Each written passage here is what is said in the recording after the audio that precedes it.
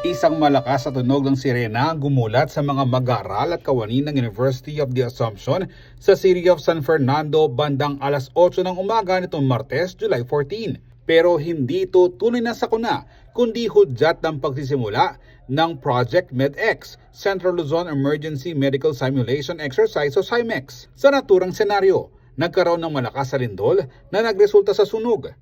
Naglabasa ng mga estudyante mula sa iba't ibang bahagi ng gusali para lumikas. May mga sugutang iniligtas at binigyan ng paunang lunas. Idinala naman sa pinakamalapit na ospital ang mga seriously wounded. Sa gitna ng mga ito, pinatakbo rin ng Incident Command Post upang subukin ng koordinasyon at komunikasyon ng iba't ibang ahensya at organisasyon sa panahon ng emergency. Ipinakita rin sa simulation ang mahalagang papel ng media sa pag-uulat at pagbibigay ng wasong impormasyon sa gitna ng mga sakuna. Ang isinagawang CIMEX ay isang private sector-led initiative ng Asia Pacific Alliance for Disaster Management o APAD Philippines, katuwang ang UA, City Disaster Risk Reduction and Management Office o CDRMO, local government agencies, at iba pang private institutions. Layunin ng aktibidad na masukat at mapatibay ang interoperability o maayos na ugnayan ng public at private sectors sa pagtugon sa mga mass casualty incidents at iba pang kalamidad. Bahagi rin ito ng obserbasyon ng National Disaster Resilience Month. In the light of the recent emergencies that we've experienced in the previous months. We have the earthquake in Sarangani, the Venezuelan earthquake. This exercise would test our capacity in terms of coordination on how we handle mass casualty scenarios or events.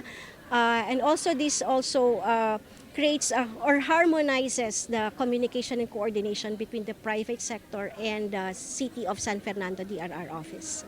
Malaking bagay raw ang mga ganitong pagsasanay upang mapatibay pa ang kakayanan ng mga sektor sa disaster response. From this exercise, we will learn there will be so many lessons that we can pick up, and then from there we're going to build up what are the next actions.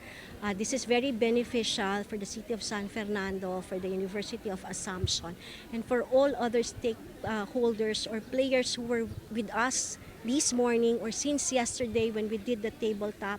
There's so much learning, there are so many realizations that we can build up from there and understand how do we move forward as one. Sa inisyal na assessment ng observers, may mga aspeto pa ng CIMEX na maaari pang mapaghusay. Ngayon pa man, malinaw raw dahil dito nakikita ang mga kulangan at mga dapat pang pagbutihan sa mga umiiral na plano sa kalamidad.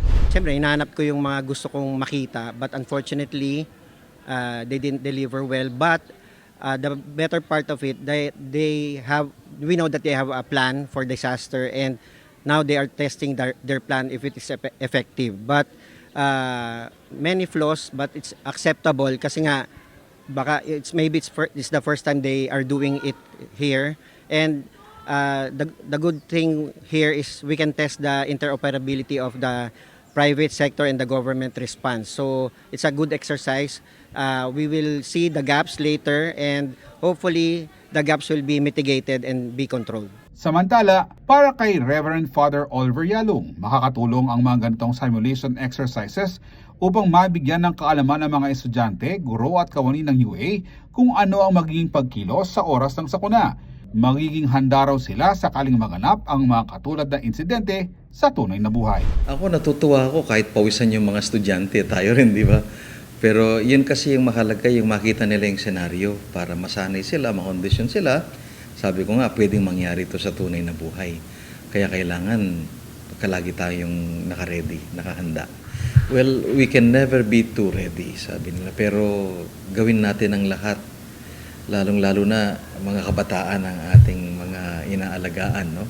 Mga mag-aaral. Kaya hindi tayo pwedeng mag-petiks-petiks pagdating sa ganitong paghahanda at pagkikisama sa mga organisasyon na maaaring makatulong sa atin.